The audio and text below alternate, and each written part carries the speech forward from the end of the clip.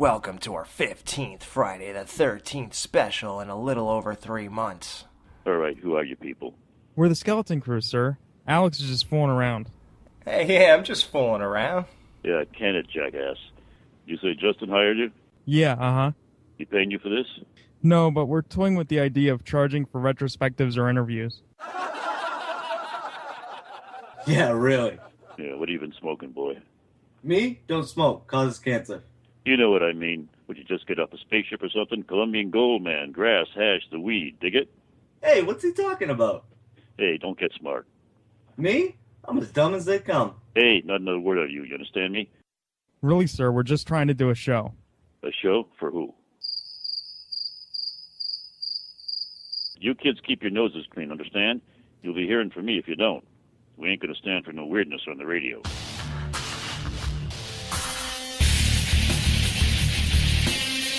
You're listening to The Skeleton Crew, exclusively at HorrorBid.com and the Horrorphilia Podcast Network.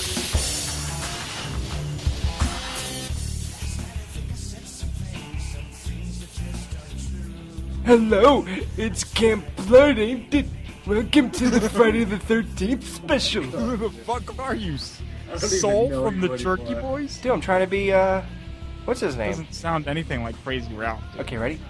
You're listening. You're going... No. It's... You're going to Camp Blood, ain't ya? You're listening to the Skeleton Crew, ain't you? This is the Friday the 13th special. This is And horrible. Alex is an asshole. What, dude? What are you trying All right. I have no... Dude, come on, I ran out of ideas. How many shows is this, all right? Are we finished yet? How many more do we have to do before we're done? What are we on? This is 24? I'm on Miller Lite. What do you want? I'm on myself with the... Yeah, you're always on yourself every Friday night. Yeah, I think so. Well, no.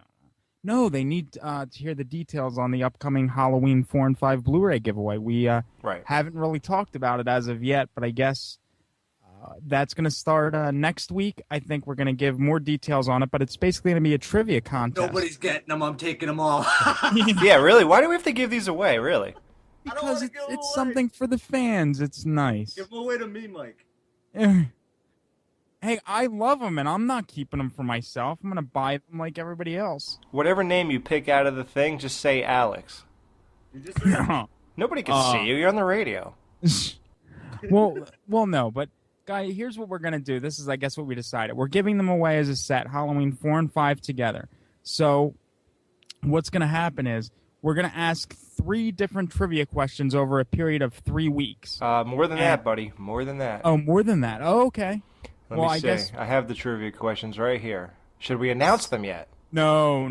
We're gonna do that on a weekly basis. We're not gonna start them now. No. I got 7 questions. We got 7. Okay, so then we'll ask them, and then if you get a question right, your name goes in the drawing. And each time you answer a question right, Right. your name goes in. What? It's how many times they answer right. For example, there's 7 questions. You answer Yeah. all 7. We tear a piece of paper 7 times and write your name on it all 7 times. And it So goes in. Your odds go up the more you know about this terrible show. Yeah. Because, So start listening. yeah, you actually, you guys are going to hate this, but you have to listen to this show to know the answers.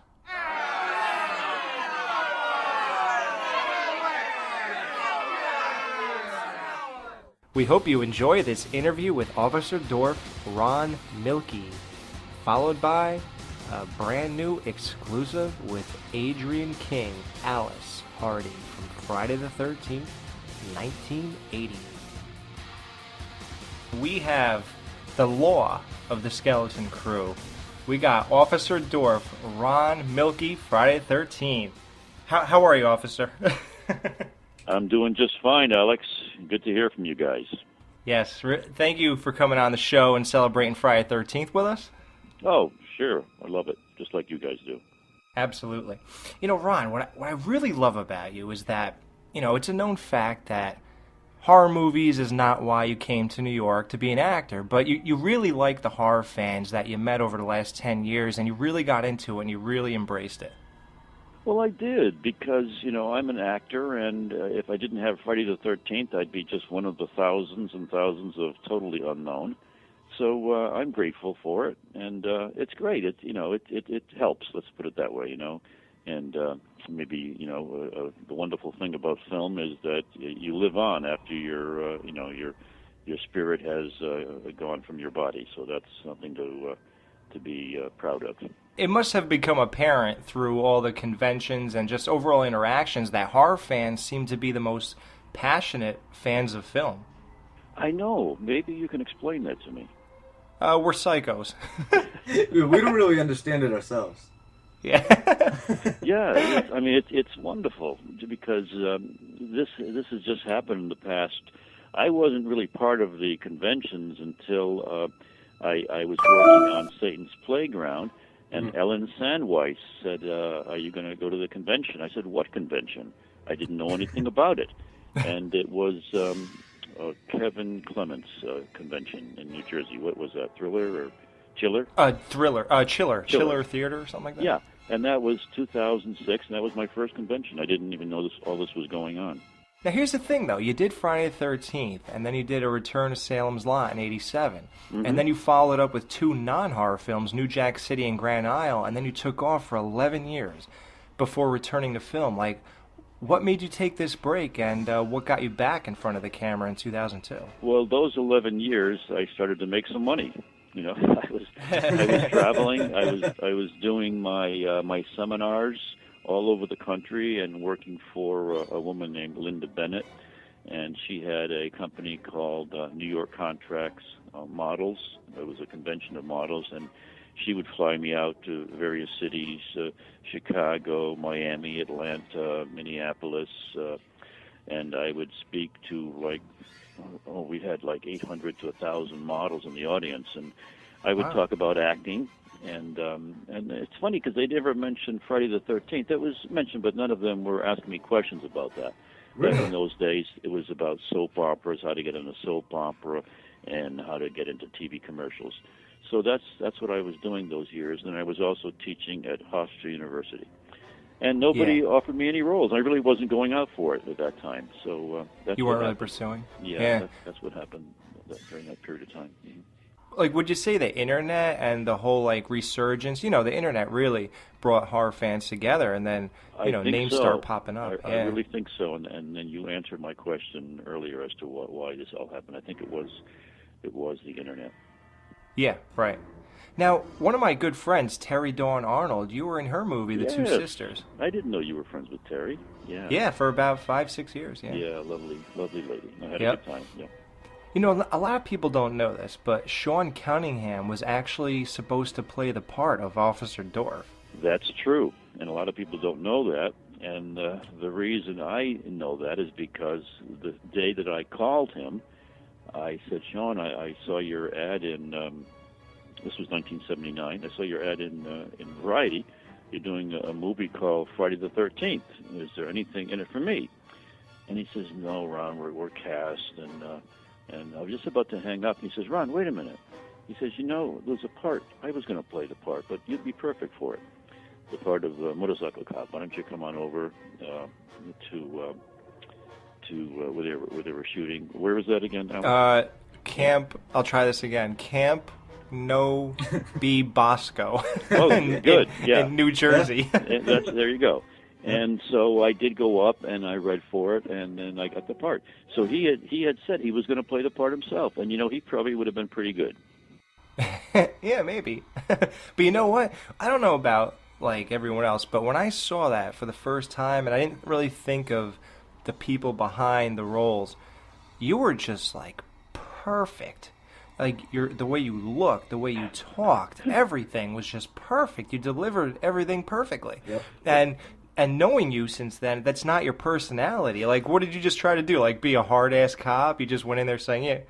Actors, sometimes we don't know where we get it from, but it's in our memory. Somebody we've known in the past, it'll just come up, And I used several people. My brother Tim was in the Paratroopers, Macho Man. He was a little bit like that. My dad was a tough guy, truck driver, tough guy, And then I used a little bit of Don Knotts from... nice.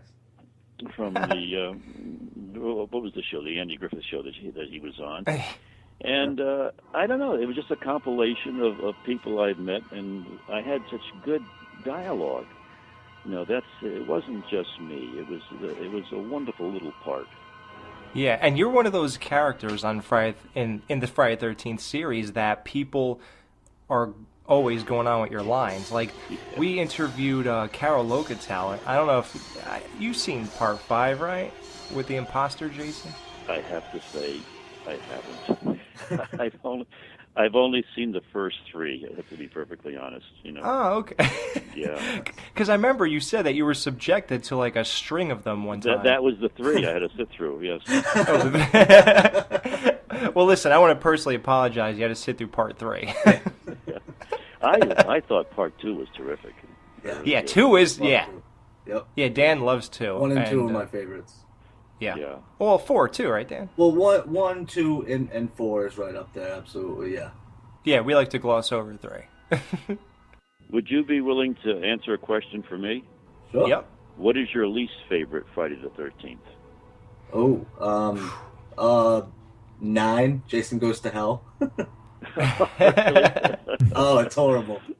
Just the title alone, I think I would try to avoid that one.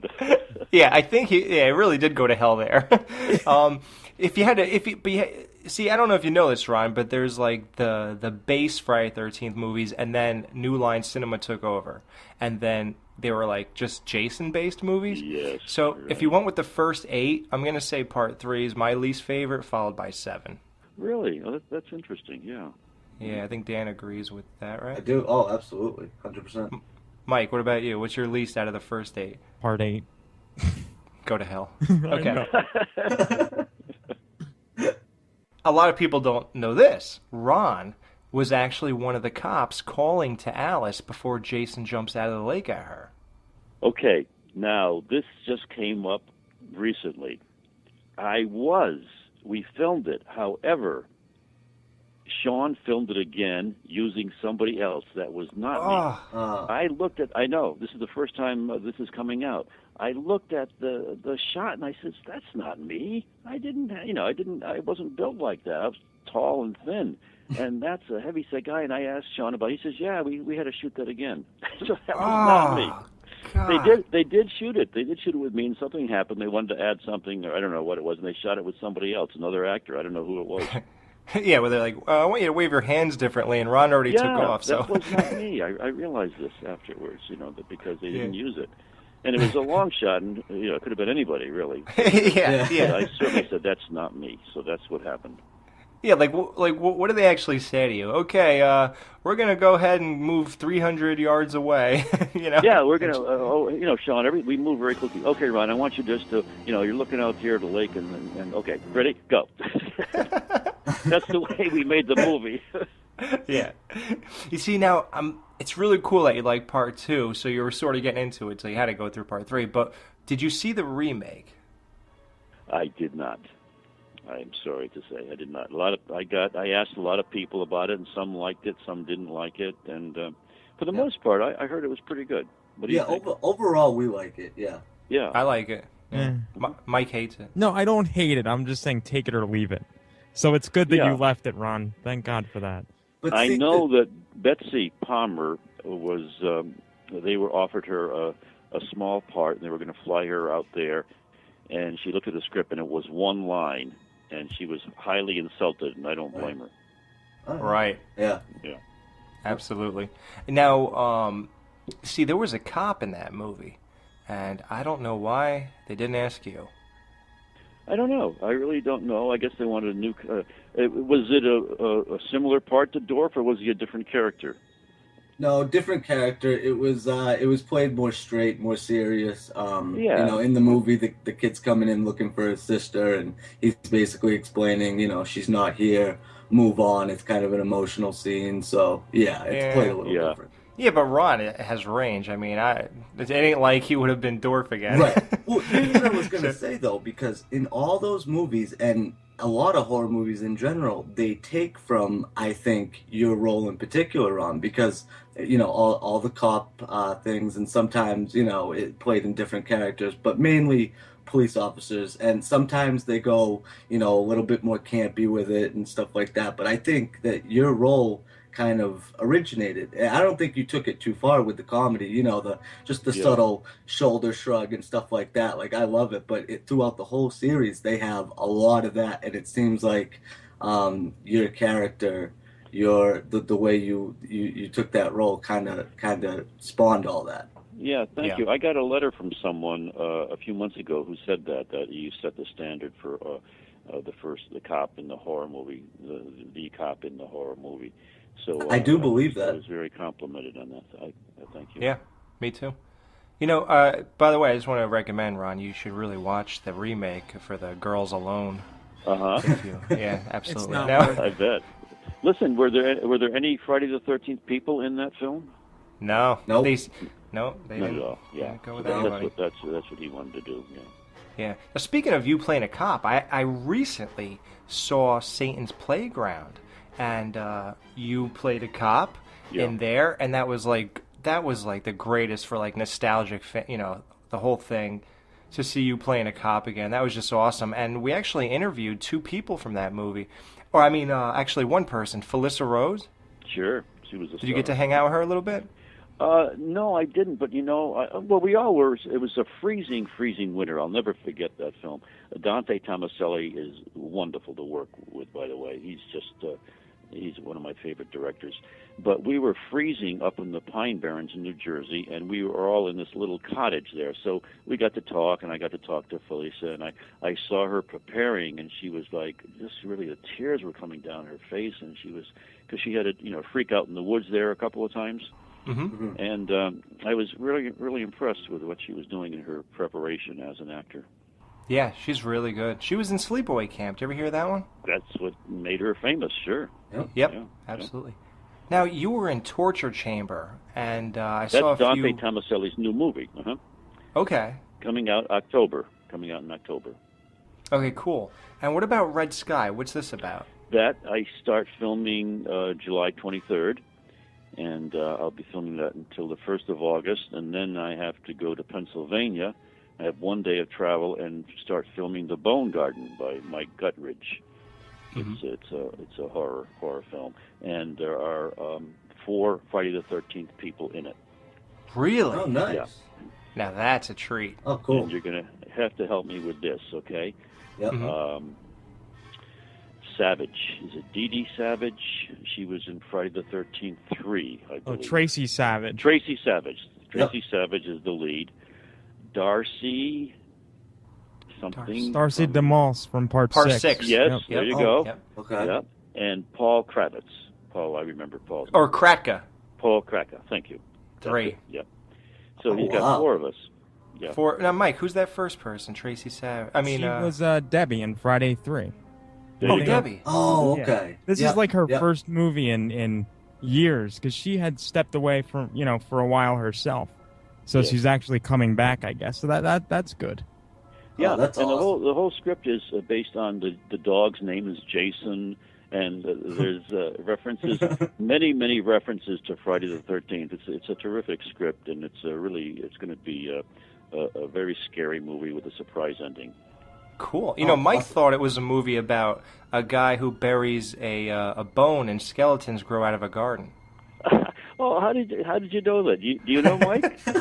No, that was just a guess. I don't, that was just me guessing, trying to, Yeah, he's the bone garden, put it Yeah. together. Mike's always spot on.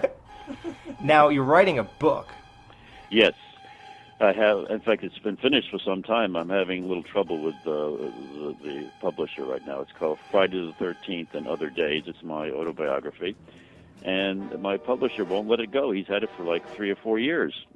And, Really? So I don't know what I'm going to do about that, but I'm glad this time has passed because there's some changes I want to make in it, and add a few things about my life, and so it'll be out. I don't know when, but I've got some time.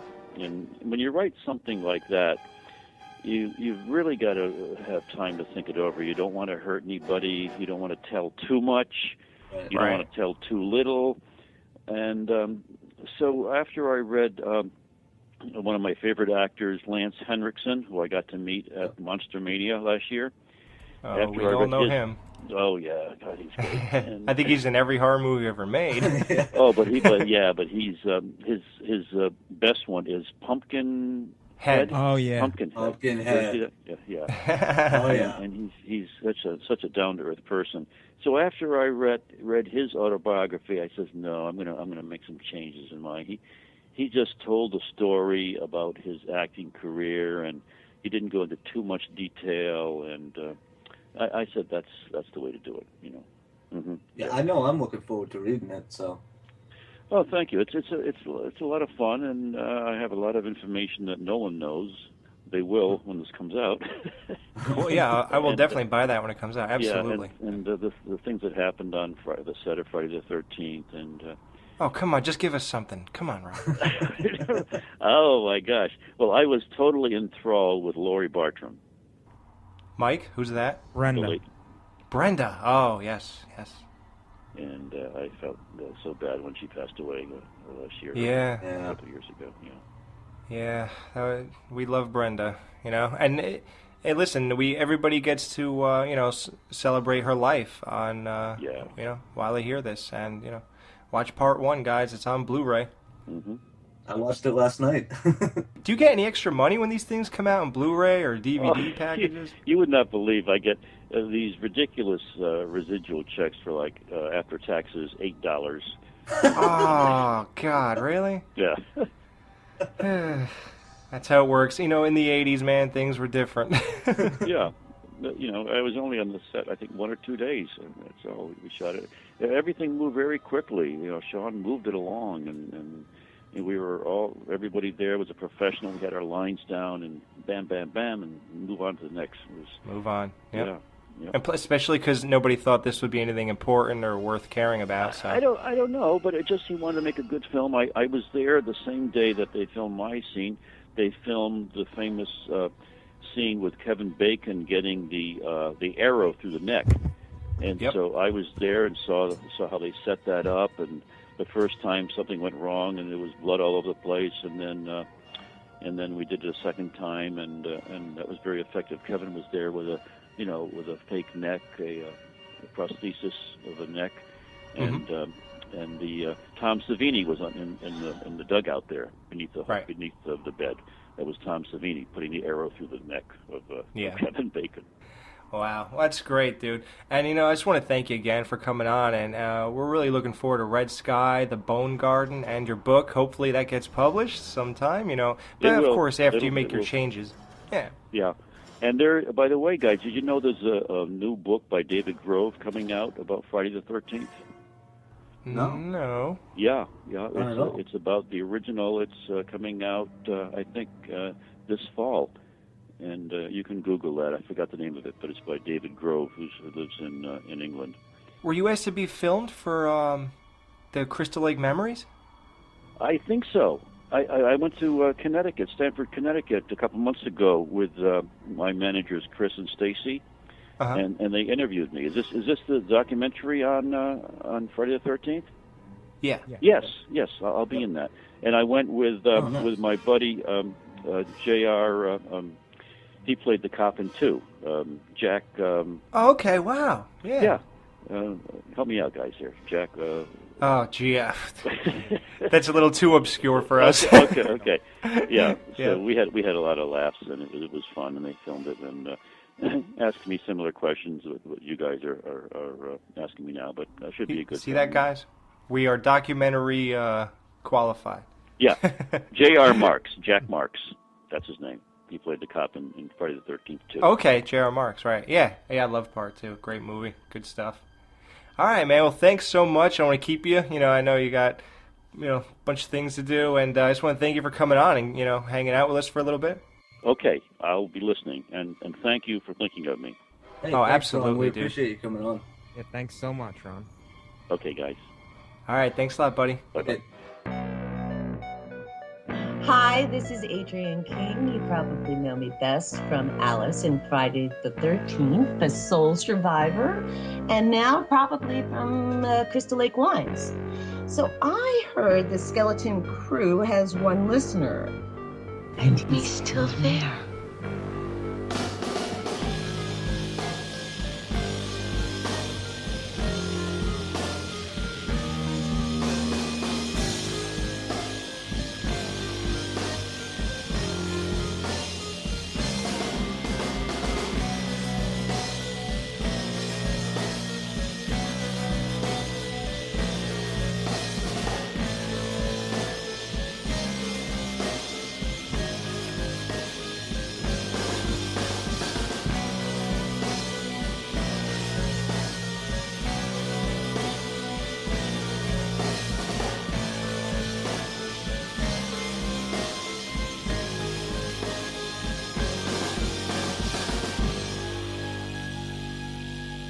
All right, Miss Adrienne King, I would just like to thank you for coming on. It's quite an honor.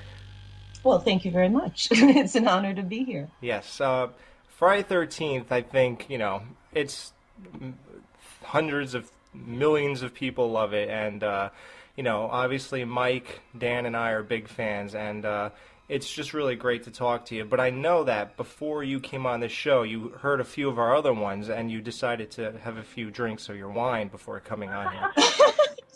Just a sip. A sip. Only a sip. You're making me. Speaking of your wine, how's that business going? Are there a lot of tipsy Friday the 13th fans out there right now? Oh, I don't think they're tipsy. I think they're just very happy campers. Nice. People say to me, is it good? I say, it has to be good because honestly, I don't need to do this. I just love doing it. And I'm not going to put my name on something that isn't fabulous. So that's the bottom line to that. I'm really glad that you got back into your other passion, which is acting, because in 2010, you came back with The Psychic Experiment, and then, The Innocent, Butterfly Room, Gabby's Wish, and didn't one of those movies, didn't they take place on Camp Nobi Soko again? On Camp Nobi Bosco, which is, but I'm going to give you the way I know it sounds like an Indian name. Yeah, it does, yeah. All right, so let me tell you what it stands for, and you're going to love this. Okay. It's Camp Nobi Bosco, North Bergen Boy Scouts. Oh, okay. Okay, Right. so Nobi Bosco stands for the North Bergen County in New Jersey. We shot it on the Crystal Lake, was a Boy Scout camp, and it still is. And they opened it last year for the first time to, I think it was 100 Friday the 13th fans who got the auction, they auctioned off the tickets, and they're finally embracing it instead of chasing all the Friday the 13th fans off of the. You're kidding me. I live 30 minutes away, and I didn't hear about Yeah, this. Alex is in Jersey. You got to stay on my Facebook page, baby. I tell everything. Jeez. You gotta either check into the Crystal Lake Wines fan page or the my own fan page because right now I've got too many fans and I have to start kicking people off because they won't bring anybody else in. Right. So Not a bad problem. no, it was this huge deal where people literally said they had an incredible experience that was second to none. Of So course. and they posted it on my fan page. Yeah. Yeah. One time I went there, I think it was 2004. I drove in, I was with a friend, all right? And I'm so stupid. I walk in with a Jason mask on my shirt. So we walk up, and I guess the camp owner or whatever, he was there. And then I go, "Hi, sir, I'd like to enroll He goes, "Friday 13th, get out." and I was like, "How'd you?" And I looked down, I was like, "Oh." I was going to do the whole ploy that my daughter is interested in coming to camp, and I want to look around.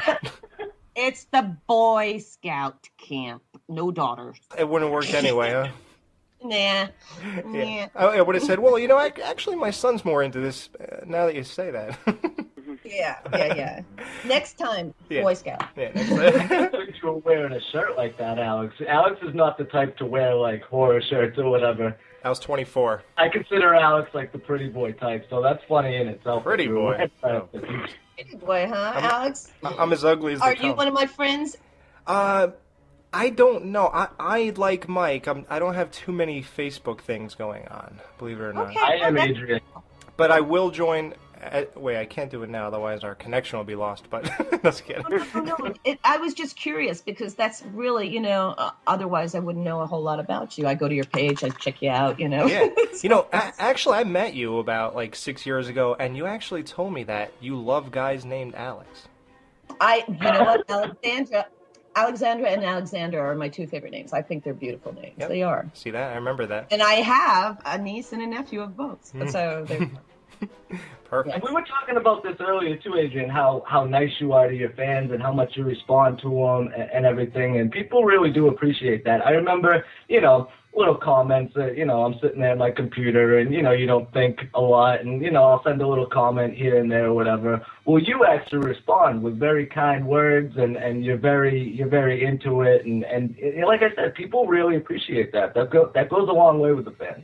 Yeah, I have, I enjoy doing it when I'm around, and then I'll be gone for a couple of months doing other stuff like living, as opposed to being hooked to the keyboard, which is kind of weird because I have an art studio and I have in and out cells here. So when my video's up and when my Facebook is up, I'll play on it. When it's not, I won't, which really works well for me because otherwise it's so addicting. I'd never get anything else done. Right. I'm the same way. Yeah. Ever since we started this show, I forgot what real life is like. I know it's kind of weird how that happens. All the socialization kind of goes out the window. But you see, this is my feeling of how the new socialization is going to work. When I get my video up on Skype, I'll actually see you. Well, that might be scary. We have faces for radio. Well, maybe it's a blessing. There's a thunderstorm. Exactly. Don't let him fool you. Alex is a pretty boy. He knows it. Oh. Moving on. Yeah, no, we're not. Actually, what we did, we started this show, and our first show was your movie. Oh, I love you. That's wonderful. Great taste. Yeah. Yeah, we did a Friday 13th retrospective, and the first thing that came up was, I'm sure you've heard this 1,000 times, so hopefully enough people will hear this, and, you say it once, more people hear it, clear it up. Your relationship with Steve Christie.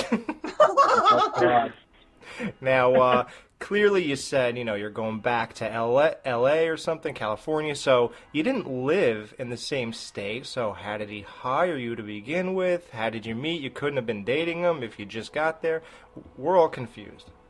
Okay, well, first of all, let me explain this. On the pages of the script, there was absolutely no backstory for any character there. Yeah. Okay, so everything you've heard outside of the words on the screen has totally been a backstory made up by the actor. Steve Christie met me probably like the year before through friends of his parents, knew my parents or my father, who, by the way, has troubles. I found out later on in comics he was a drunk. And when I got my last name, a party, I had an alcoholic father, I found out out for Alice. So needless to say, Steve Christie's parents, who knows, maybe they were alcoholics too. And they all partied in California, and Steve Christie was visiting them, and we said hello, and I had a boyfriend in California who I was having problems with. And he said, well, if you ever need a place to run away to, I have a camp I'm putting together next year, but it's all the way on the East Coast. And I said, oh, well, it's only a bus ticket. Mm-hmm. And so, yeah, right. I'll put you back on the bus myself. So there you go. So, I took my sketch pad and my paints, and I took a long bus trip to Camp Novi Bosco, or as we call it, Camp Crystal Lake. Yeah. And I had no interest in him at all, except for the fact he offered me a way out. Right. But being naive in romance, as Alice was at the time, she did not realize strings were attached to the deal at the camp. Okay. Right. So the night before the roofing incident, as I like to call it. Yeah. Where you move 1 inch over to get every single nail in there. You know, the most important thing That about drives me crazy. most important thing about that whole scene is keeping those nails in my mouth. Yep. See, I don't nitpick movies, but that's one thing that I always went back to, like, why? I don't get it. Why was the ladder only moved like 3 inches? And it doesn't bother me or anything, but I'm like, if I ever get to talk to her, I'm definitely going to ask her. So you know. And the reason, and honestly, the reason is just imagine, you know, some guys hitting, or some girls hitting on you, some guys hitting on me. It's like, it just rattles me a little bit, okay? I'm not focusing on what I should be doing. Yep. You know, and so like I'm just trying to figure this one out and not nail my finger, I guess, or not swallow it. And then also thinking about what this guy last night, he was disgusting. I mean, he really, you know, he was drinking beers and I was sketching just because I didn't know what else to do. Like I was holding him back with 1 foot, you know what I mean, while I was sketching. Right. And that's the way until he literally like passed out and like was snoring, and that was gross. And, you know, and so that's really how I dealt with it. Right. You know? Yeah, because you got to create your own backstory as an actress, right? Exactly. And if you've ever been to a convention with Betsy Palmer, she will give you the most incredible backstory for her whole mother-son Jason situation. And it goes back to when she was in high school with the class ring that the guy who left her and abandoned her. And I mean, it's a fabulous, you know, if they ever were smart enough to do the prequel, you know, Betsy had the script for them. So. That's what I don't understand either. Why don't they? You know, people like you and her are so into it. You know, you guys, you know, obviously you appreciate the role that you had back then. I just don't understand it. I get it, the studios or whatever, but I don't understand. If they were to make a movie with you in it, you know, maybe even like, you know, different character, whatever, it would be gold and everybody would appreciate it. It just blows my mind. It just, I don't understand it. How did they not ask you to make any kind of cameo in that remake? No, they did. They asked Betsy and me. Oh, they did? They did? You said no? Then, no, but listen, no, this is hysterical. They asked we both had the same convention manager because neither one of us were, like, quote unquote, acting at the time. Right. I had just moved, I had just moved up to Oregon. It was 7 years ago. And I had officially, like, retired to paint. That was what I was doing. That was the deal. And then I was resurrected from the dead, as I like to call it, by Peter Bracke, because that's when Crystal Lake Memories, the Bible, came out. Mm-hmm. And my life has never been the same since, because all the writers and directors and producers and fans of the 80s are now producing and doing the movies, you know, writing the movies. Exactly. So yeah. Mm-hmm. So it was a big difference when that all, you know, kind of hit the fan. But I think what happened was they asked our convention manager because they didn't know where else to go. And both of us said, why not? You know? Sure. Yeah. Why not? And needless to say, both of us were thinking in the background, a cameo in this movie would make up for everything we didn't get for the Some of Them 1 and 2. Exactly. Well, within about a week or 2 weeks, they took back they didn't even put an offer on the table. They just wanted to know if we were interested, and we said sure. And there was no offer or anything. And then they came back and said, you know what? We decided we don't want anybody from the old movies. We want everyone new. Come on. No respect. There we were, laughed, haha. Oh, well, that was nice for a moment. Right. And the fans, it brought in a lot of new blood, I guess, and which is always good.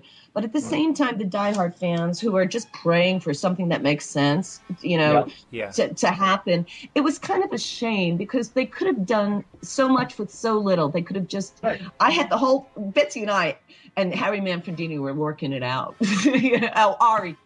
Ari Lehman, he's the kid. He now makes he has a band called First Jason, and of course, You know, you wouldn't have recognized him because, although he kind of looks like Jason grown up now. Yeah, with the hair and the mustache. Ari, I love you if you're listening. But I mean, he could totally pull it off, Right. We were thinking we could reenact the first diner scene, and Mrs. Voorhees, Betsy could be the cook, Right. and I could be the one taking the orders and give that sinister look at the beginning. They're opening Crystal Lake again, that one. And, Yeah. That could have been yeah. And And Ari could have been like wiping the tables, and that's all they would have needed, and everyone would have been happy. or else he could have been Enos. Now, that's typecasting. You obviously know Ari. Yeah, right? Yeah, he wants to put his hand on a girl's ass when she's... Oh, baby, you know Ari. Yeah. Oh, God. There's not an ass he hasn't grasped. See,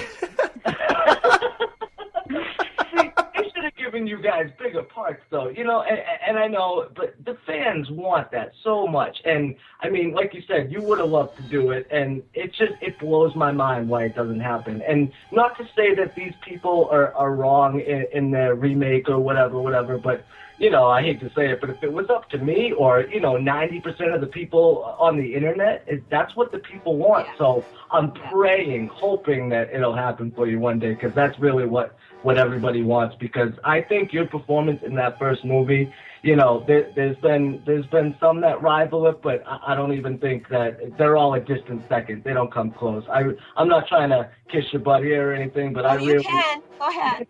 She is on the show. So, here, you can't see it, but I'm turning it towards you. Okay. Yeah, there you go. One of the things is, with movies, I can watch this movie over and over and just have the best time watching it, Not that I nitpick or anything, like the latter thing or anything, but, I can just watch or the door in the cabin that I have. Yeah. Yeah. That's classic, right? Yeah, she piles a million things in front of it and it opens the other way. Yeah. Yep. Do you think ADD had anything to do with that? Probably played a big role in it, absolutely. I'm blaming it on my creative ADD. Yeah. Alice was an artist. So it's just, I love it.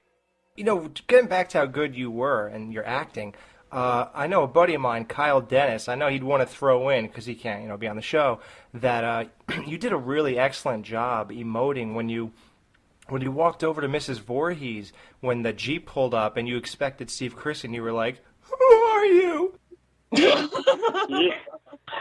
Most people would have just went, "Who are you?" But it was so authentic. How did you know to do something like that? Did you think about it, or were you just in the moment? I have to happily say I was in the moment. I started acting very, very, very, very young. Yeah. And I embraced it, and I had some of the finest teachers, and I learned so much on set from incredible actors. And I did a great deal of off Broadway. And the theatrical aspect of it is, and this is where Betsy comes from, this is where Kevin Bacon originated too, and everyone else in that movie, it was cast out of New York, out of theater. And that's why I think it really stands the test of time, is that we were all theatrically trained. Wow. Which means you can't fake a second. Right. You have to be in the moment, every bit of it, otherwise it just screams not real. And it wasn't, the thing is, I have to say kudos to Sean Cunningham and kudos to everyone there, because they allowed me to get there, which didn't take a lot, because I was filming at night. Mm-hmm. In very, in a scary kind of situation. So in order to make that real for me, didn't take a lot. Right. Therefore, when I put myself into that scene, yeah, and I visualized what I just saw with Harry, Bill on the door, mm-hmm. and everyone else. That's very easy to go from there to this. Who are you? It's because you're trusting it's going to be someone to save you, and then all of a sudden, thrown another curve. So that's where that came from. Right. Yeah, it was just really, you two, the chemistry was just perfect. It was it's one of those things. I think the thing Dan is alluding to, the thing, you know what's special about the movie, Dan? It was just meant to be. I mean, Right. having Betsy Palmer and Adrienne King, that whole last scene, the exchange when you realize she's a nut job, you know, Yeah. like, it was just so good. You know what I mean? Even your fight was good. I always say this about Betsy Palmer. She brought my game up. Whoa. You know, if you're, it's like playing tennis or playing it's like playing anything. You get somebody who is like brilliant. Yeah. You are going to become brilliant to stay in the game. Wow. You know. And I you know, I've said this many times. I love Betsy dearly, and Sean Cunningham purposely kept us apart on set Okay, good. and offset because we would have bonded, no doubt about it. Mm-hmm. Are you guys good friends now to this day? We are, but I have to say this one thing. The sad thing is that the last time I spoke to Betsy was about 8 or 9 months ago, and she was having some issues with her memory. And I don't want to go into things that I shouldn't.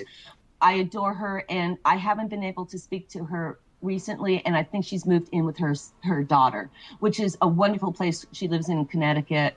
And, you know, we became the closest of friends, and she truly reminded me of my mother-in-law, who I totally adored. And I would send her Mother's Day cards every year and still do. But this particular one came back, and that's because I knew she lived in Central Park West. And she actually had me over to her place for dinner with my niece, which was really kind of fun. She regaled stories of her and James Dean together. Oh, yeah, I know that. Yeah, I heard about that. Yep. Oh, yes. And Betsy, you know, she was not only gorgeous, but if you ever checked out her movies before, you know, she became known for the game shows in the 60s, she was just fabulous. I mean, she worked with all of the heavy hitters, you know, Henry Fonda and James Dean and Lord knows who else, you know, but I have not, we became very, very good friends, and I'm sorry to say I haven't been able to speak to her in the past 6 or 7 months. My niece at the time was probably about 13 years old, and it was her first trip to New York City, and I had split my first class ticket to bring her, which was kind of fun because I was living in LA and she'd never been to New York, and I wanted to show her around. And so I brought my Crystal Lake Memories book to get her to sign it, and she didn't have one, so I let her have mine, and she was very, very happy because it was like Mother's Day weekend or whatever, and she wanted to show her daughter who I've met a couple of times, is very, very nice. And so she said to me, well, we're going to have dinner in. I'll order in. And that's the one thing about New York. I'm a New Yorker born and bred, and I love the fact that you can just order anything you want, and it's there, you know. And she had this lovely brownstone right off of Central Park West. Up in the 80s. And so Alice and I went in, and she's vegetarian. She got me to be vegetarian. I've been vegetarian now for 5 years. God bless Betsy. Yeah. And Betsy, and I'll tell you something, you know, and I don't mind repeating this because God love her. She was the one who said, and I reiterate it, she said, listen, I drink as much wine as I want. Hello. I smoke a doobie when I want. Hello. I'm a child of the 70s, right? Yeah. Okay. And she said, the only thing I find that does me in is meat. And she said, really? up to, I'm telling you, she's running around up until 81, 82, carrying her own suitcases. And I would say, Betsy, stop that. I'll get somebody to do that for you. She goes, I can do it faster. By the time they get up here, forget it. You know? Yeah. And she honestly, you know, she would have her Maker's Mark at night, and then wine with dinner, and then, you know, whatever. Yeah, right. But no meat. And I said, honey, if I can look like you and be that vital in my 80s, and all I have to do is give up meat, I'm there. And so sure enough, and I've done it, and it's, you know, and my body actually likes it better. Really? Yeah, I'm totally organic. We live in Southern Oregon, where in the boonies, where when I tell you everything we eat without it being difficult is organic. And I have my own little garden. It's just God's. You know, it's a nice way to live if you can do it, but it's tough. You know, it's a tough lifestyle. Yeah, it is. But when you get, when you get to a certain place in life, if you can make it happen, it's good. It's really good. Now, Adrienne, you living in California. Have you been known to smoke a doobie here and there? I don't live in California. I live in Oregon. Oregon, I'm sorry. Why did I say California? You know what? I've got to change that. On my Facebook, it says Crystal Lake, or California, and that's only. Yeah. And that's only because Facebook wouldn't let me write Crystal Lake, Oregon. Really? Yeah.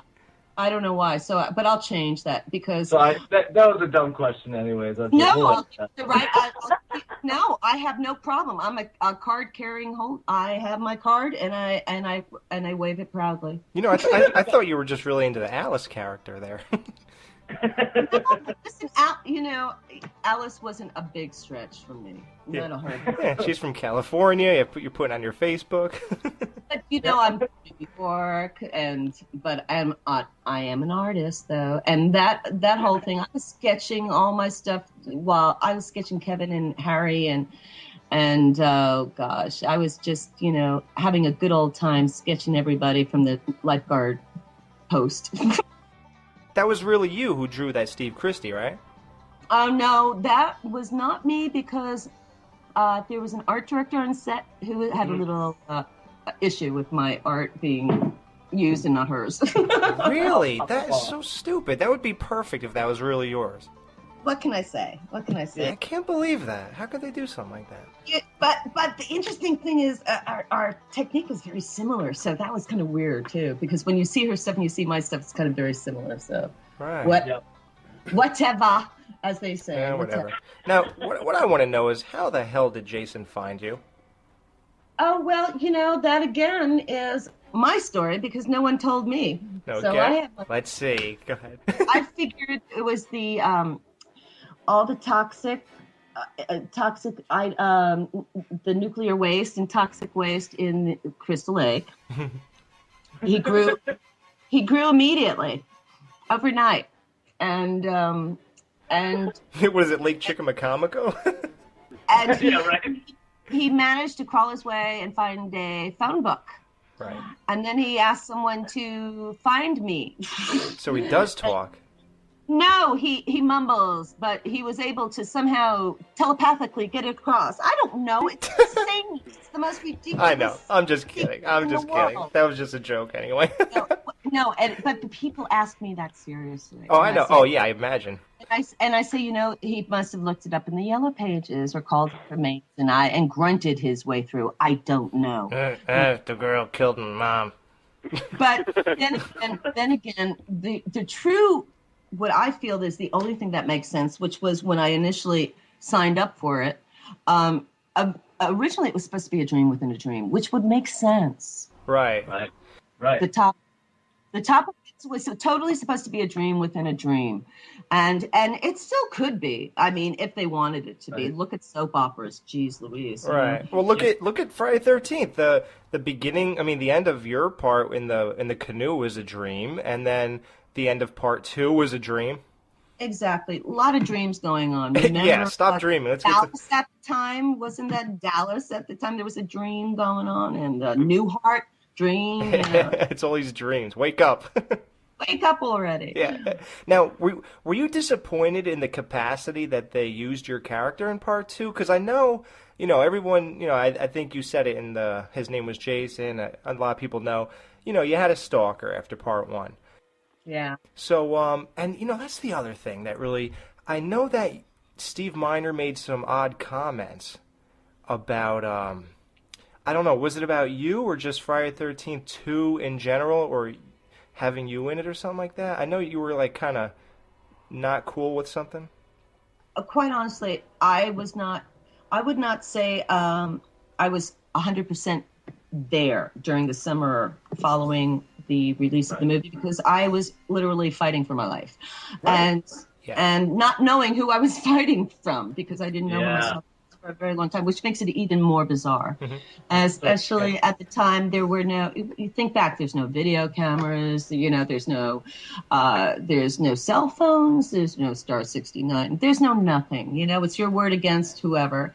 And there were no laws about stalking for about another 6 years until Rebecca Schaefer, poor dear, got killed by her stalker. So, Wow.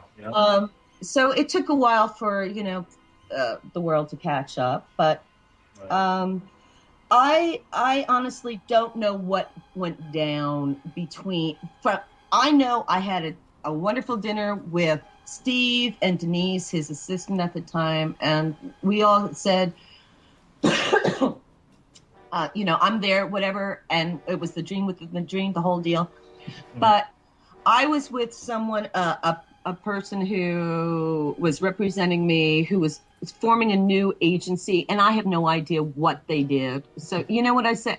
And Steve said there was some kind of weird thing going on. And I don't know what was going on. So I only say what I know. And I know that I was up to do it. I did it. I came in and I did it. And it was the worst experience I ever had because it was all done in one night without a script. I was thrown into it, wearing wardrobe that was 5 sizes, 10 sizes, 50 sizes too big for me. Wow.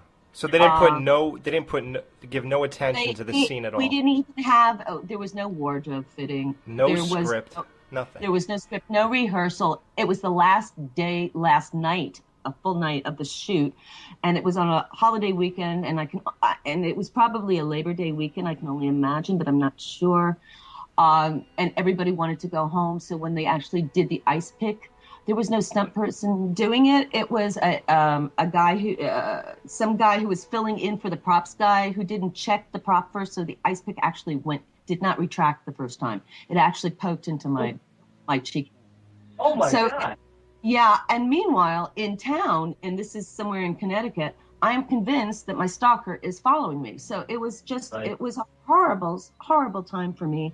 And I honestly don't know what went down prior to it. And I probably never will because Stephen Miner does not show up to any of these things, Wow. So wait, for that split second, when that ice pick didn't retract, did you wonder if that was your stalker behind you for a split and say, "Oh, what's going on here?" Believe me when I tell you, I was.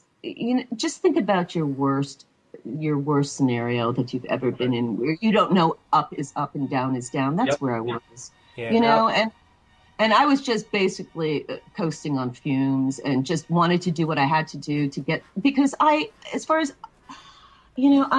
very reciprocal, and Sean was so wonderful to me, and Friday the 13th was just my gift, a gift to me as an actress. I have grown to embrace it, although I had a decade or two where I didn't, only because of what I thought it brought on to me. But you know what? The reality is that we all are survivors. We all survive something horrible in our lives. I got mine over and done with pretty early. And that's the way I look at it. And if I'm able to give back now, which I am and I do, to people who perhaps are going through really crappy shit for either being bullied or whatever. And I get a lot of that stuff on my Facebook, and a lot of people who, be it that they're gay or whatever, have problems getting through school or problems just getting through life. I really relate to that. And maybe I had to learn a lesson in life, and that's what I look at it. Maybe, I was living too charmed a life, and maybe I had to learn. There are prices to pay in life, and everybody has to learn to find that inner strength to survive, because we all go through shit. And you know what? I went through mine, and God knows it was nasty, but the bloody brilliant part about it all is that I can look back on it and say, I survived, and I'm living a gorgeous life. I've been married for 25 years to the most wonderful man in the world. Come this September, who, by the way, was George Romero's distributor. So we have a horror connection. I didn't know him back in the day. We met in '87 through a children's charity. So, but what I'm saying, if you can hang in there, you'll find the light, and that's what I try to tell people. Yeah, and how odd that you were going through that stalker thing, and Jason was stalking you in that movie. Oh yeah, tell me about it. And he was in your apartment, which wasn't your stalker in there and like changing light bulbs or something like that? It's like, Oh shit, yeah. You heard about, that's really weird. I forget. I only told that once, and it's weird that interview, whichever one that is. Yeah. We do our homework. That was on my second glass of wine.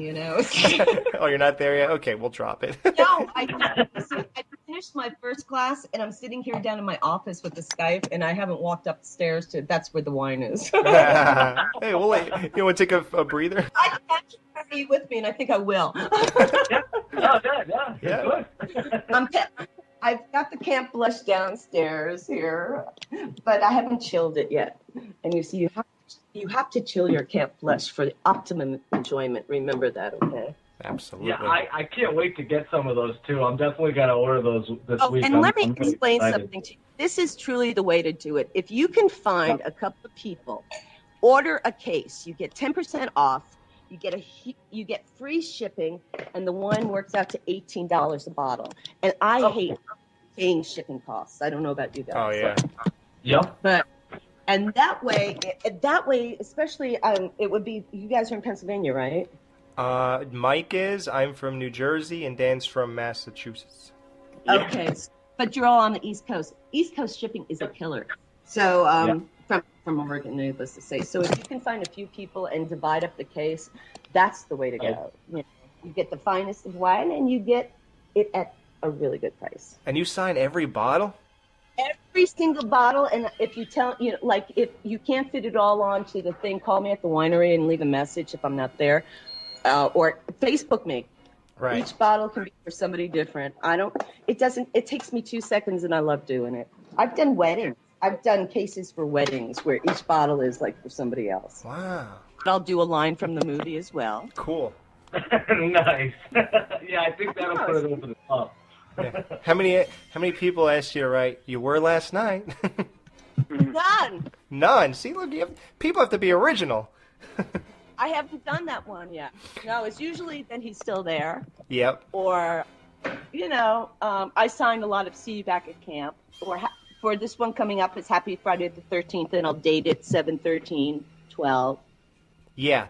Actually, this interview is for this Friday the 13th coming up. Yeah. Oh, sweet. That's Yeah. awesome. That's awesome.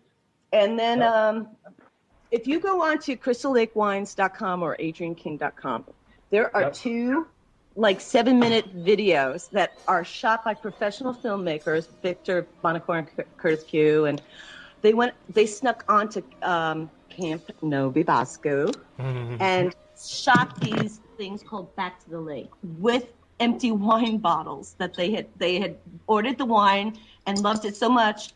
This was their gift to me. They went up and snuck on and made these great wine commercials. And they're hysterical. And then I met up with them in Baltimore last year at the reunion, the Big Friday the 13th reunion, and they were so cool. They had already gotten these prior shots up at the lake, and then we green screened me into it in their hotel room. Wow. And you have to check it out. It's hysterical. But what I was going to say, because of this, we decided to do these coast to coast toasts where, most of the people who love Friday the 13th are also into filmmaking, or a lot of them are. And now it's so easy to make a little video.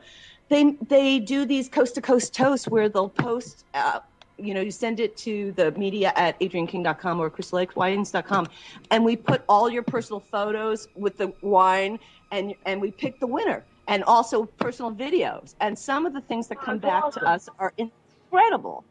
So it's basically like everyone, and it's actually international too, if you can get your hands on a bottle, but only if you have them outside of the country. Yes. We've gotten some really cute, adorable, and then some really fabulous videos with the wine. I mean, my campers are very creative, is all I can say. And then, of course, there's prizes for the winners and everything, free wine or posters or pictures or whatever. That's awesome. That's really nice of you to do that. It's like you're a horror icon, and you're really giving the love back. I mean, there's people who out there who are also icons who really could care less, and they don't care about the fans or nothing. We don't have to name names, but I've seen them. You know, you can find them, at any convention. You can see them standing there, rolling their eyes. You know what? I'm gonna call one of them out because I loved him in Friday the 13th Part 2, but Who's that? Paul in Friday the 13th Part 2. What's his name? John Fury. Yeah. Yeah. No, I don't know him personally, but he used to be with my commercial agent in the 80s when I was still 4 or 7. Yeah, but I don't. He's the one who worked with Amy, right? Yeah. Mm-hmm. Yeah. Is he not a great guy? Nah, he looked like he didn't even want to be there. I was trying to like get into a conversation, engage him. He was just like, yeah, do you want a picture? You know. No. Really? It's $20. I don't understand people like that. It's not like he has a huge career. He should embrace it. Yeah, exactly. Yeah, what is he doing? I mean, is that rude to say? I mean, no, it's the fact, and there's nothing wrong in truth. Well, that's what I'm saying. People don't have to be anywhere they don't want to be. Exactly. No injury. I know you were just talking about how bad of an experience you had on Part 2, but you couldn't tell. You did a great job. Your acting was perfect. I thought it was great. And that scene with the ice pick was really memorable for me, and it really stuck in my head. It was memorable for her, too. Well, yeah, well. The fact that it almost went through her head. But there's no way that you would understand, like, how much that means to somebody, like, obviously not, horror in general is obviously morbid and stuff like that, but there's something about it, too, where it's really personal, and people like myself where, I'm into a bunch of different things, but horror movies and stuff like that is probably one of my favorites. That's why we do the show, and it's fun and stuff like that. But to know that, like I said before, that people like you are into it and you give back and stuff like that, that means the world. And I just wanted to tell you because that was one of the main reasons, if not the main reason, I got into horror movies was seeing you in those movies, the first two, and watching all the sequels after that. And I was off and running since. And you played such an integral part in my life. And that's why I think where these people come up and sometimes, people get nervous and they don't know what to say. So it's hard enough in itself going up to, your idols or people that you look up to. And I always feel for those people, that thank you for saying that. You're making me really a little misty here, but I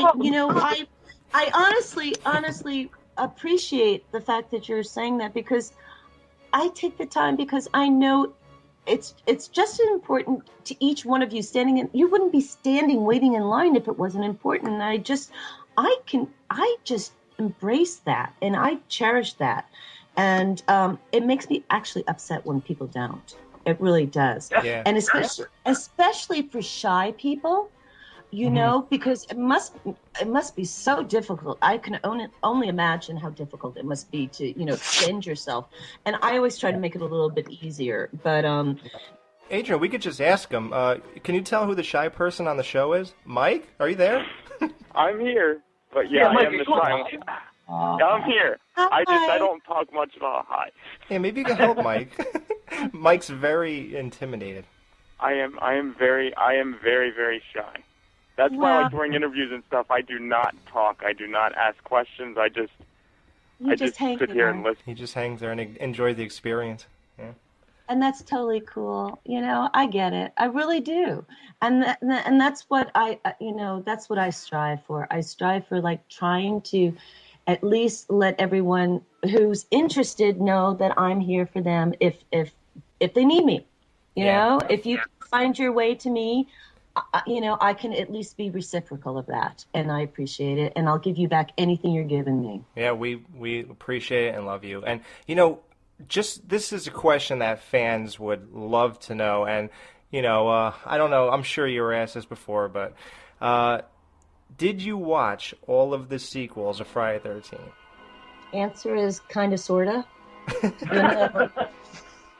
No, and I'll tell you how. I needless to say, I have, I have the little collections, and I've gone through them. But I'll fast forward. I'm sorry, I will. And really? And just a little, and and then if I know people, like for instance, I know Lars, so I'll watch Lars just when I met her, just to catch up with it, Yeah. That kind of thing. But after 4, 1, 2, 3, 4, I know pretty well inside and out. Cool. After that, 7, I'm sort of familiar with, and a few of them it's like, not so much. Yeah, when it goes to hell or goes to outer space. Yeah, and you know what? Really, I'll tell you one of my really big pet peeves. Okay. Is when he goes to Manhattan. Oh no! Yes. Thank you. My God! And hold on, and they're playing the New York song. Who's singing it? Who's singing it? I forget. Oh, that's that's in the trailer. Yeah. Oh, all right. God. They spent more. I guarantee you, they spent more for just that music than they did for our entire first movie. Oh wow! No They way. probably did. Yeah. That's probably true. I mean, maybe not some, but very close. We had no money. What did you think of how he died? Like, that was the last one. He melted away from the toxic waste in the sewer. What did you think that was the stupidest thing? Is that what the fans want Jason to do? I mean, seriously, if you could have Jason do anything, what would you have him do? Wouldn't you have him come back in the snow? Right. Yeah. I think that was which one was supposed to be Snow? It's Retribution. It's there's some fan sites. Patrick Dobson and Joe Quintanilla and some of the other big Facebook buddies are putting together this little movie that Amy and I have saying, guys, go for it because it's a great idea, and it is a great idea. Also Jeff Wickedbeard, if you know the guy who does a great Jason. He walks around the conventions and he does great. Oh, yeah, I think I've seen him. He's fabulous. I mean, I just want what the fans want for this series. That's all. How about Freddy versus Jason? What do you think of that? Okay. It was good for the box office. Wow, see? I think you're more in the lines of me than these two. Now I'm going to cheer. Yes! I don't think, ultimately, I mean, maybe... And also, there's a division of fans too, they cross over. There's the purists, right? and then there's the all let's get them all Ash and everybody together. Yeah, exactly. Michael Myers, Ash, Freddy. Yeah.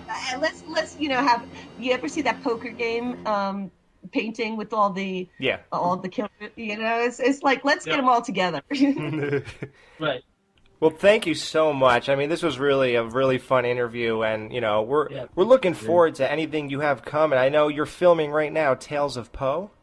It's going to be a trilogy. The first one's already been filmed, called The Telltale Hearts, starring Debbie Rochon. Oh, I love that story.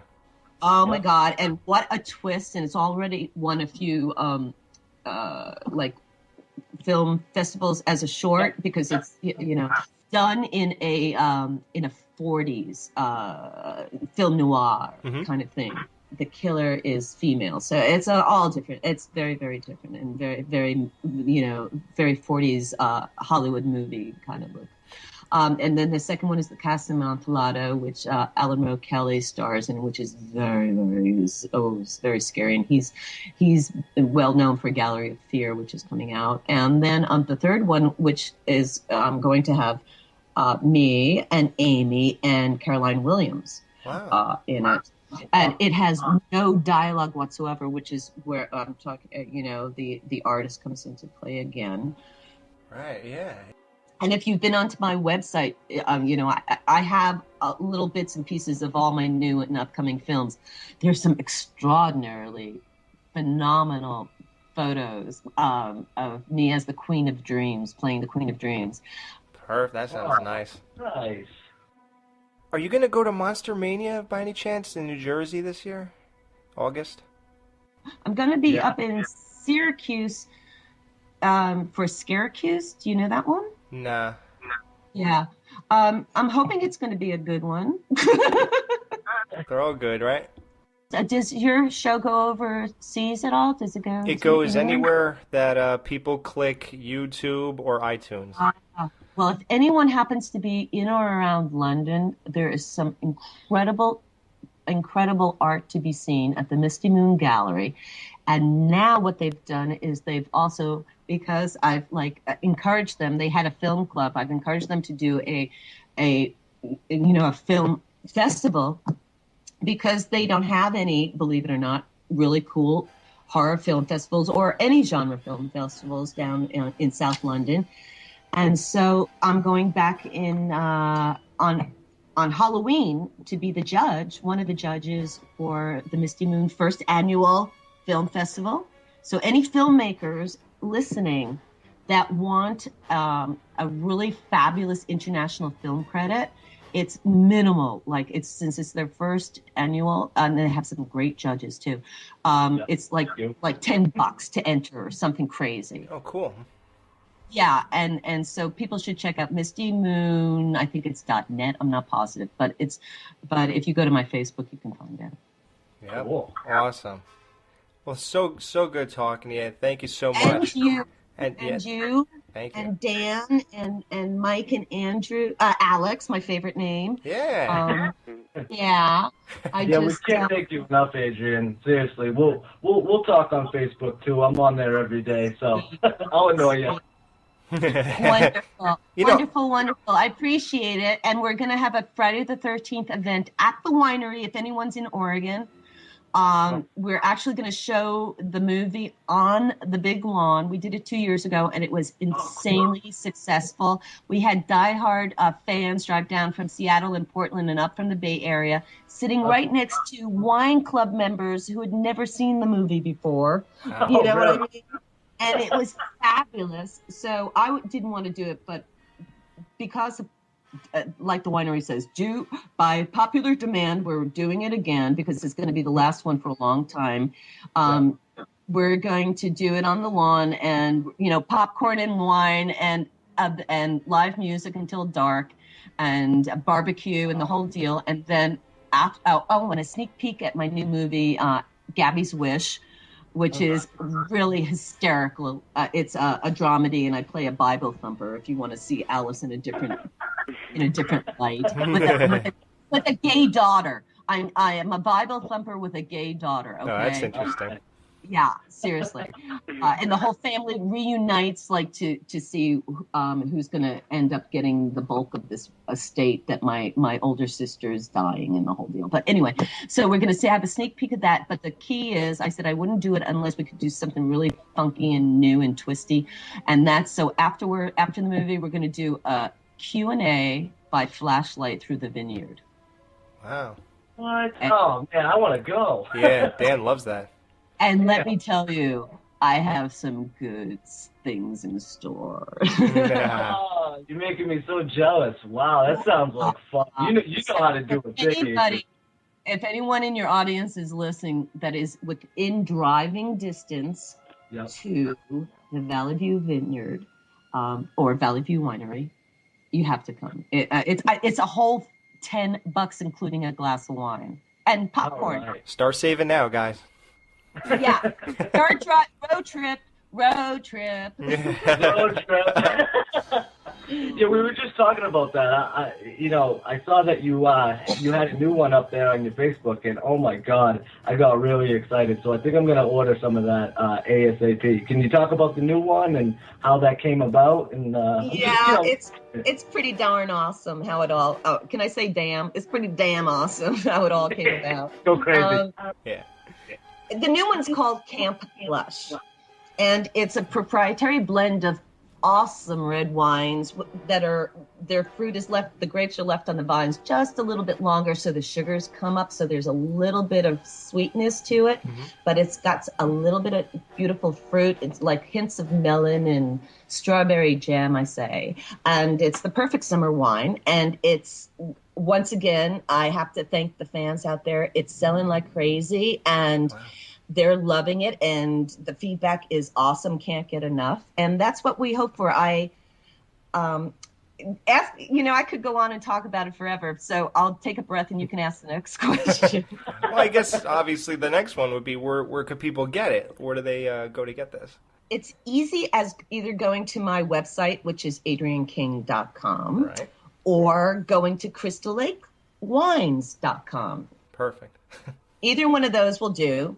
And you'll see a whole bunch of really, really fun stuff.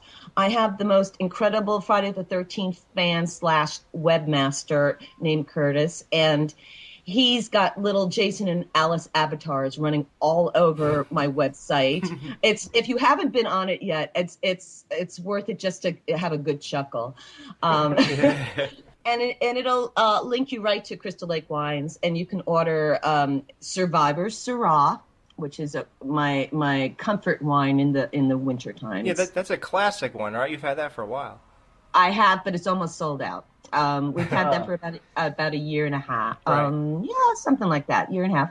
And it's almost sold out, which is what's so great about these wines is that once they sell out, that's it. It's like the limited edition, right. And then I'll come back with another varietal with another twist. And so that's kind of what happened.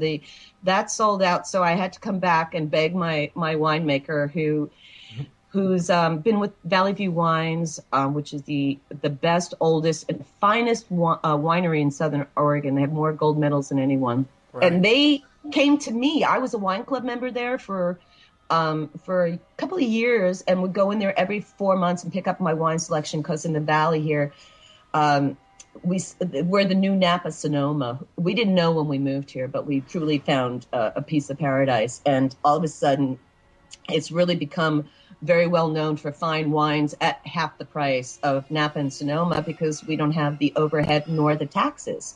So when you order, we have no taxes on the wine. And the winemaker here graduated from UC Davis, and which is the Harvard of wine for people who may not know that. Most campers probably don't know that, but hey, all we care is how drunk we get from it. That's all. Well, let me tell you, the numbers are up there. You can check the bottles. My alcohol content's pretty good.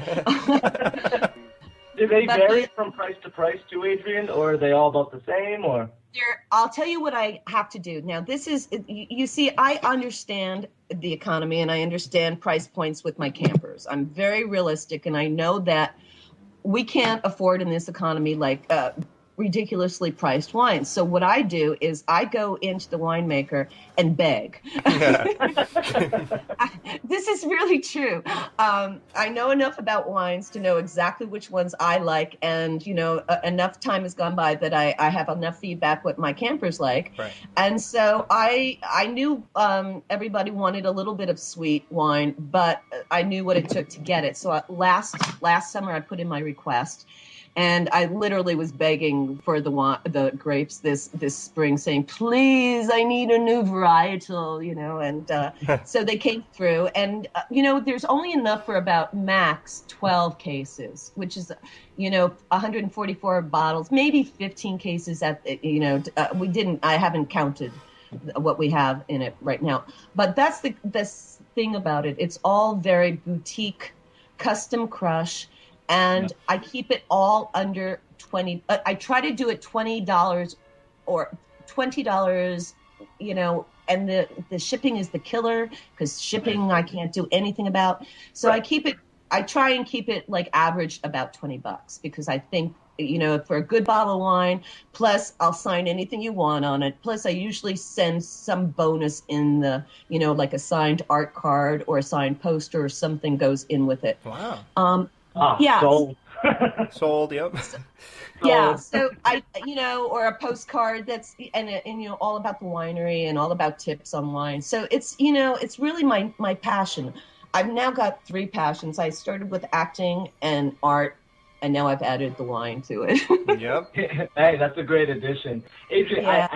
I have a date a week from Friday, and this is like the girl of my dreams, and so I'm thinking about getting a couple bottles of wine. I think she'd like that, especially if you signed it too, because she's a big fan of yours and stuff like that. Not a huge horror fan, but she loves this movie. This is the one movie that we can actually watch, and she loves it or whatever. So what kind of wine would you recommend? What's a good first date wine? Without a doubt, because this is why to me Camp Blush crosses over, because to me it's first of all it's the perfect summer wine. It's refreshing, it's light, and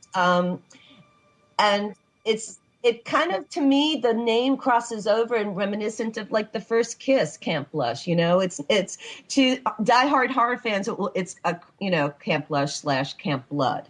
Right. But to me, it brings back all the memories of your first summer camp experience, which is to me like I loved my first summer camp. Yeah, absolutely.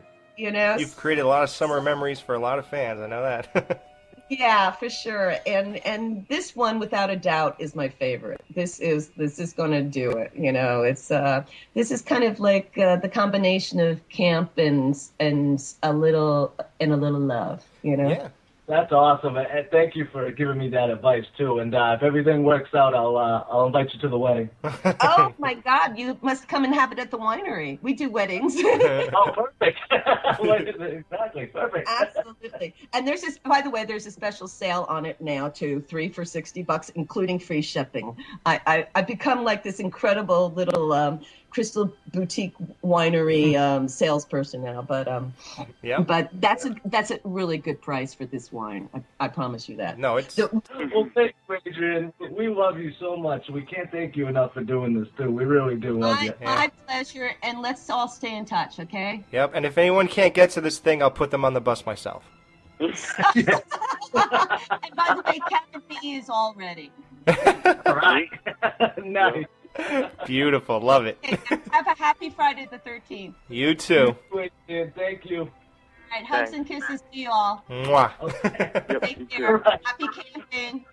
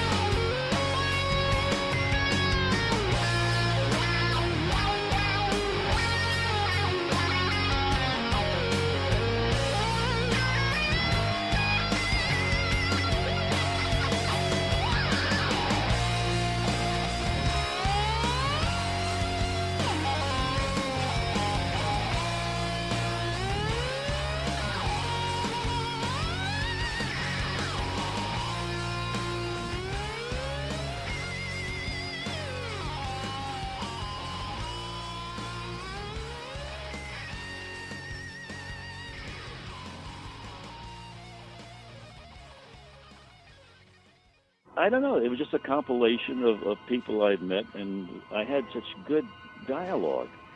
It wasn't just me. It was a wonderful little part.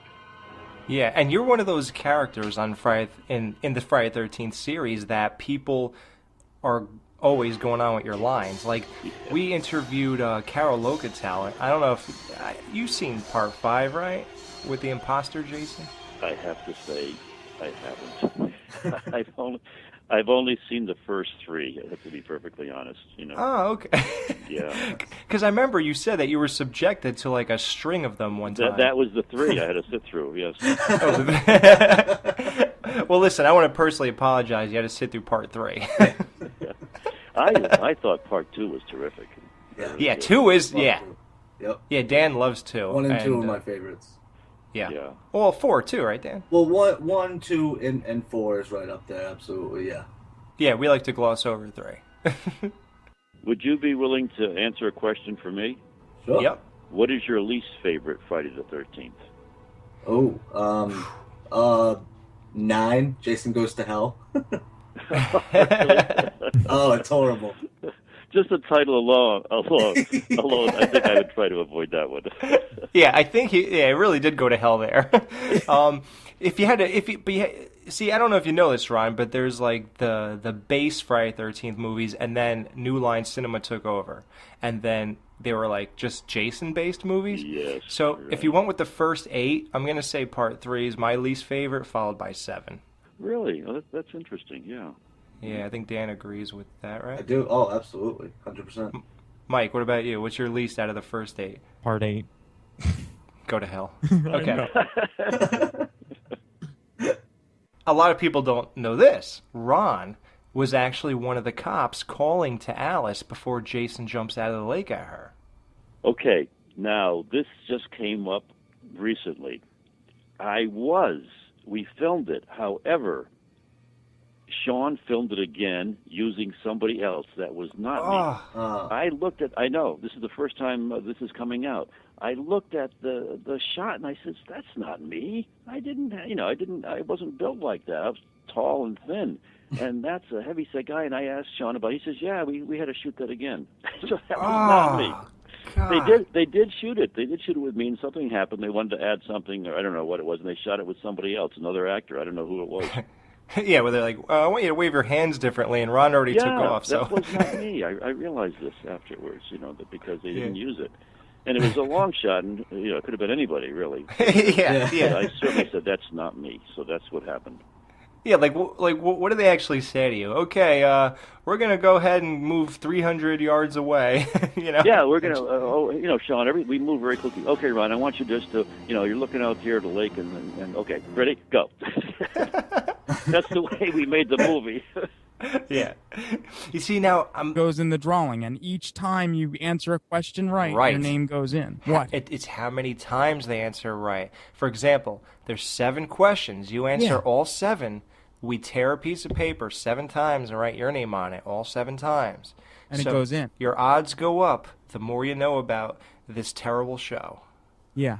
Because so start listening. Yeah, you actually... you guys are going to hate this, but you have to listen to this show to know the answers.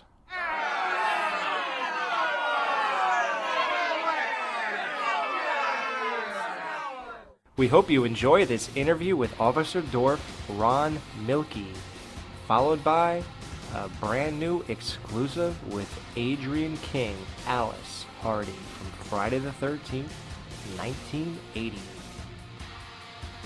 We have the law of the skeleton crew. We got Officer Dorf, Ron Millkie, Friday the 13th. How are you, Officer? I'm doing just fine, Alex.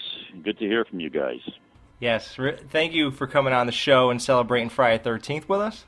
Oh, sure. I love it, just like you guys do. Absolutely. Ron, what I really love about you is that, it's a known fact that horror movies is not why you came to New York to be an actor, but you really like the horror fans that you met over the last 10 years, and you really got into it, and you really embraced it.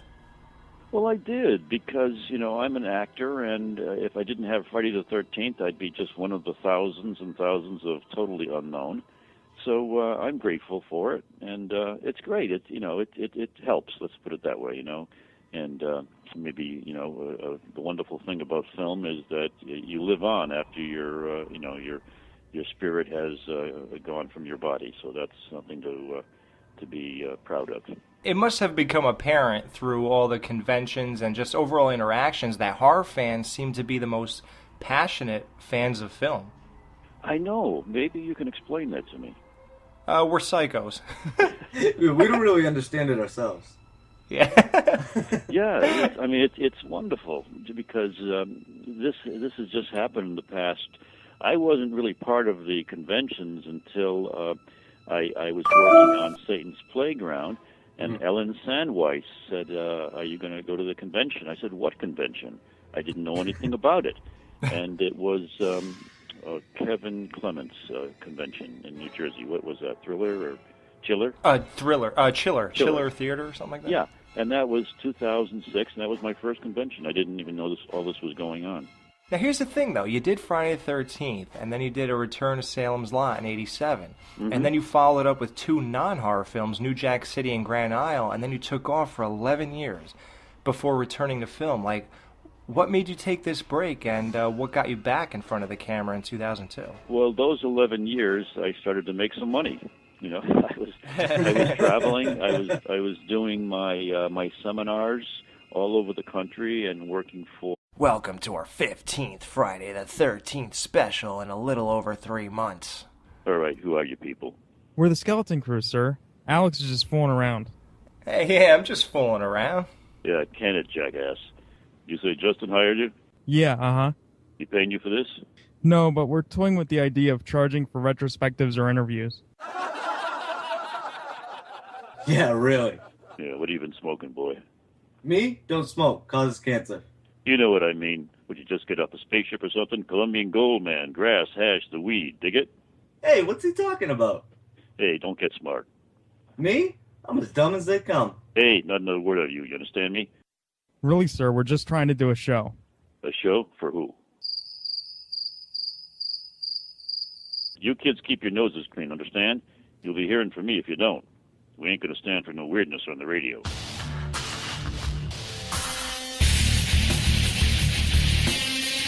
You're listening to The Skeleton Crew, exclusively at horrorbid.com and the Horrorphilia Podcast Network.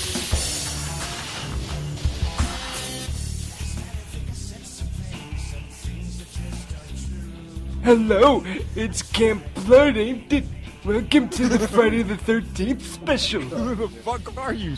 even Soul know from the you Turkey anymore. Boys? Dude, I'm trying to be, what's his name? Doesn't sound anything like Crazy Ralph. Okay, ready? You're listening. You're going. No. It's. You're going to Camp Blood, ain't ya? You're listening to the Skeleton Crew, ain't you? This is the Friday the 13th special. This is And horrible. Alex is an asshole. What, dude? What are you trying? All right. I have no. Dude, come on. I ran out of ideas. How many shows is this? All right. Are we finished yet? How many more do we have to do before we're done? What are we on? This is 24? I'm on Miller Lite. What do you want? I'm on myself with the. Yeah, you're always on yourself every Friday night. Yeah, I think so. Well, no. No, they need to hear the details on the upcoming Halloween 4 and 5 Blu-ray giveaway. We Right. haven't really talked about it as of yet, but I guess that's going to start next week. I think we're going to give more details on it, but it's basically going to be a trivia contest. Nobody's getting them. I'm taking them all. Yeah, really? Why do we have to give these away, really? Because give 'em it's away. something for the fans. It's nice. Give them away to me, Mike. Hey, I love them, and I'm not keeping them for myself. I'm going to buy them like everybody else. Whatever name you pick out of the thing, just say Alex. You just Nobody can see you. You're on the radio. well, no, but guy, here's what we're gonna do. This is, I guess, what we decided. We're giving them away as a set, Halloween 4 and 5 together. So, what's gonna happen is we're gonna ask 3 different trivia questions over a period of 3 weeks. More than that, buddy. More than that. Oh, more than that. Oh, okay. Let me see. I have the trivia questions right here. Should we announce them yet? No. We're gonna do that on a weekly basis. We're not gonna start them now. No. I got 7 questions. We got 7. Okay, so then we'll ask them, and then if you get a question right, your name. Or a woman named Linda Bennett, and she had a company called New York Contracts Models. It was a convention of models, and she would fly me out to various cities, Chicago, Miami, Atlanta, Minneapolis, and I would speak to we had 800 to 1,000 models in the audience, and I would talk about acting. And it's funny because they never mentioned Friday the 13th. It was mentioned, but none of them were asking me questions about that. Really? Back in those days, it was about soap operas, how to get in a soap opera, and how to get into TV commercials. So that's what I was doing those years. And I was also teaching at Hofstra University. And nobody offered me any roles. I really wasn't going out for it at that time. So that's You what weren't really happened. pursuing? Yeah. That's what happened during that period of time. Mm-hmm. Would you say the internet and the whole resurgence? The internet really brought horror fans together, and then I think names so. start popping up. I really think so. And then you answered my question earlier as to why this all happened. I think it was the internet. Yeah, right. Now, one of my good friends, Terry Dawn Arnold, you were in her movie, The Two Yes. Sisters. I didn't know you were friends with Terry. Yeah. Yeah, for about 5-6 years. Yeah. Yeah, lovely lady. I had a Yep. good time. Yeah. A lot of people don't know this, but Sean Cunningham was actually supposed to play the part of Officer Dorf. That's true, and a lot of people don't know that. And the reason I know that is because the day that I called him, I said, Sean, I saw your ad in This was 1979. I saw your ad in Variety. You're doing a movie called Friday the 13th. Is there anything in it for me? And he says, no, Ron, we're cast. And I was just about to hang up. He says, Ron, wait a minute. He says, there's a part. I was going to play the part, but you'd be perfect for it. The part of the motorcycle cop. Why don't you come on over to where they were shooting? Where was that again, Alan? Camp. I'll try this again. Camp No B Bosco. Oh, good. In New Jersey. There you go. And so I did go up and I read for it, and then I got the part. So he had said he was going to play the part himself, and he probably would have been pretty good. Yeah, maybe. But you know what? I don't know about like everyone else, but when I saw that for the first time, and I didn't really think of the people behind the roles, you were just like perfect. Like the way you looked, the way you talked, everything was just perfect. You delivered everything perfectly. Yep. And knowing you since then, that's not your personality. Like, what did you just try to do? Like, be a hard-ass cop? You just went in there saying, yeah. Actors, sometimes we don't know where we get it from, but it's in our memory. Somebody we've known in the past, it'll just come up, and I used several people. My brother Tim was in the Paratroopers, Macho Man. He was a little bit like that. My dad was a tough guy, truck driver, tough guy, and then I used a little bit of Don Knotts from nice. From the what was the show? The Andy Griffith show that he was on. And it's really cool that you like part 2, so you were sort of getting into it, so you had to go through part 3. But did you see the remake? I did not. I'm sorry to say I did not. I asked a lot of people about it, and some liked it, some didn't like it, and for the most part, I heard it was pretty good. What do you think? Overall, we like it. Yeah. Yeah. I like it. Yeah. Mike hates it. No, I don't hate it. I'm just saying take it or leave it. So it's good that you left it, Ron. Thank God for that. But I know that Betsy Palmer was, they were offered her a small part, and they were going to fly her out there, and she looked at the script, and it was one line, and she was highly insulted, and I don't blame her. Right. Yeah. Yeah. Absolutely. Now, see, there was a cop in that movie, and I don't know why they didn't ask you. I don't know. I really don't know. I guess they wanted a new... was it a similar part to Dorf, or was he a different character?